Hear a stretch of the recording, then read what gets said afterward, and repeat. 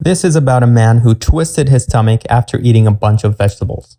Welcome to All Caps Impression. Before we go into the case, let me show you what you should expect to see in a normal x-ray of the abdomen. So, of course, you'll see outlines of the spine and the ribs. You'll see outlines of some muscles and of some organs, like the liver, the lungs, and the intestines. On x-ray, gas appears black, and it's normal to see a little bit of gas in the stomach and the intestines, but we start to worry when we see too much of it. Now let's look at this case. This is a 32-year-old male who, one afternoon, ate 2 plates of uncooked vegetables that included parsley, basil, and coriander, and swallowed them without chewing them enough. About 10 minutes later, he developed severe abdominal pain. He then noticed abdominal distension and started having difficulty breathing and nausea.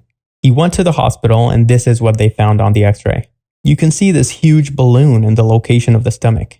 This is what a massively distended stomach looks like. Here's another one that shows an air fluid level and collapse of the small intestine. Here's a chest x-ray, and you can see that the stomach is even pushing the left side of the diaphragm up into the lung.